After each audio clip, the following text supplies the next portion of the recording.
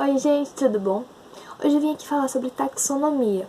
Então, a taxonomia é a forma de agrupar os seres conforme a sua semelhança. Então, quanto mais características compartilhadas por aqueles seres, mais próximos evolutivamente eles vão ser. Então, eu vou explicar um pouquinho pra vocês de onde surgiu e a história da taxonomia desde lá de trás. Então, eu vou ter a minha colinha aqui embaixo. Como sempre, eu vou deixar aqui embaixo os links de pesquisa que eu tive, que é uma leitura mais aprofundada, porque eu só trouxe o basicão que a gente usa mesmo, mas se você quer mais história, vai estar aqui embaixo no link.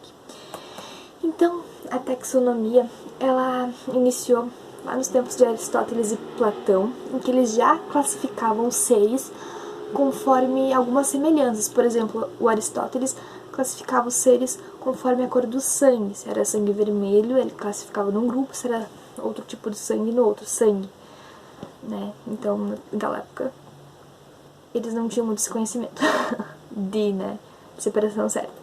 Então, eles classificavam mais pelo visual. Por exemplo, tem a organização aristotélica, que eu vou ler aqui pra vocês, que são alguns itens.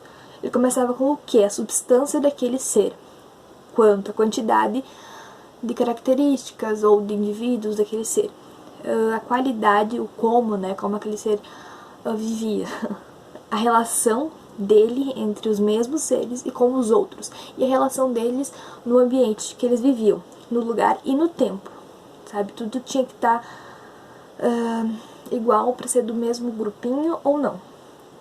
Também tinha o estado, como estava aquele ser, as circunstâncias, os hábitos que eles possuíam em conjunto, a ação, as atividades que ele fazia, o que ele comia, por onde ele vivia, e a passividade, que era a paixão pelo que ele fazia.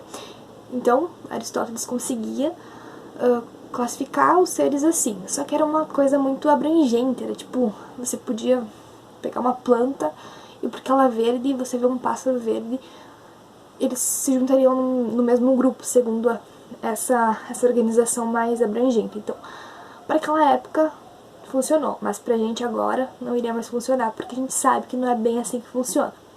Então, passou-se o tempo e os discípulos do Aristóteles e do Platão continuaram estudando, porque naquela época a questão da natureza, de estudar a natureza, os fenômenos físicos estava muito aguçada. Então eles continuaram estudando. E teve um cara chamado Teofasto de Eressus, isso aí.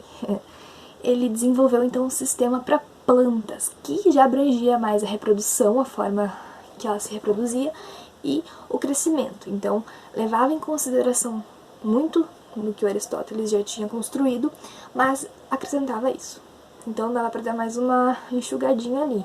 Dava para agrupar mais corretamente a partir disso que o Eressus conseguiu concluir. Mas foi só em 1737 que o Carl von Linneu agraciou nosso mundinho lindo com o sistema natural. Ele é tipo um dos pais da biologia, sabe? É Darwin e Linneu, assim, show de bola.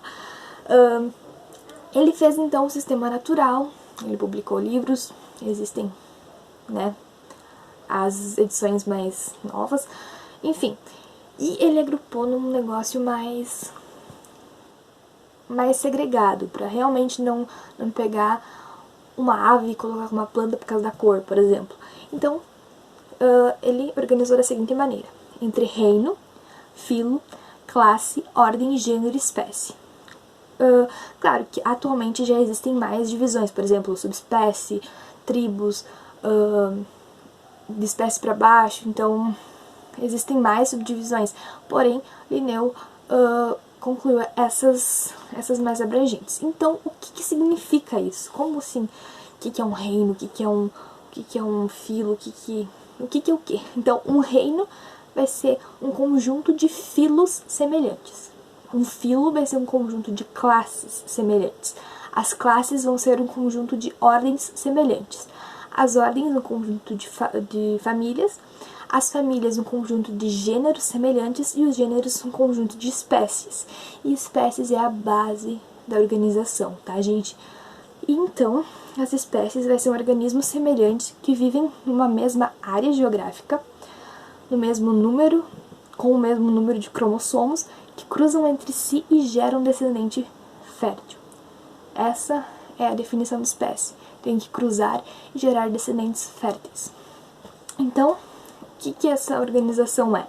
Quanto mais características compartilhadas num grupo, mais próximo eles vão ser taxonomicamente. Além da aparência, então tem que considerar várias outras questões para conseguir englobar até o gênero de espécie. Mas e a gente compartilha, por exemplo, com os macacos um polegar. O que significa? Que a gente não é tão parente assim? A gente é parente, porém a gente só compartilha até um nível de família, tá? Gênero e espécie são diferentes. Então, para vocês entenderem, eu fiz de nós, dos humanos, a separação aqui. Então, a gente está no reino Animalia. Os reinos são 5 reinos principais, que é o Monera, Protista, Plantae, Fungi e o Animalia. Então, a gente está no reino Animalia.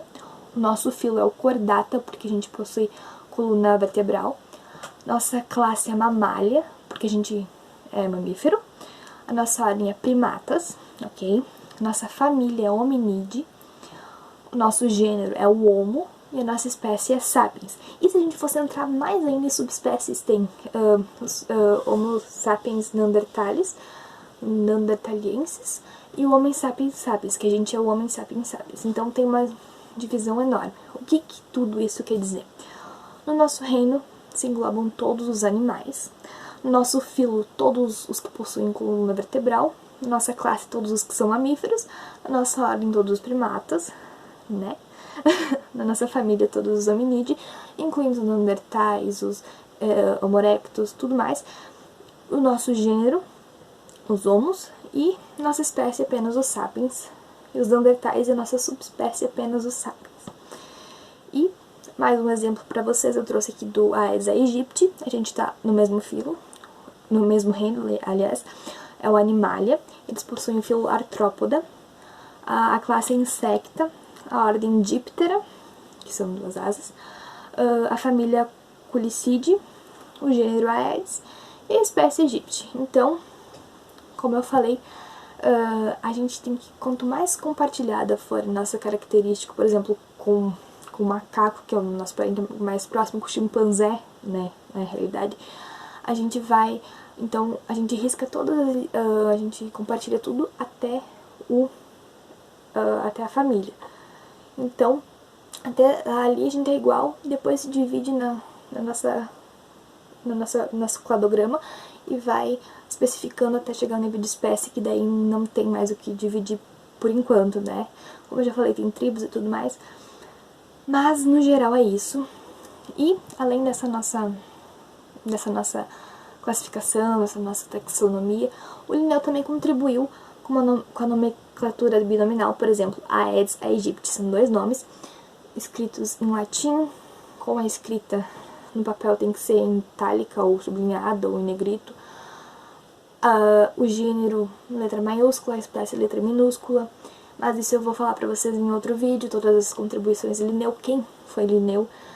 E espero que vocês tenham gostado, espero que vocês tenham entendido essa nossa classificação, esse nosso agrupamento de animais e plantas e dos seres vivos no geral. E não se esqueça, quanto mais detalhes a gente compartilhar com determinado grupo, mais perto a gente é taxonomicamente. É isso que eu queria falar pra vocês, galerinha.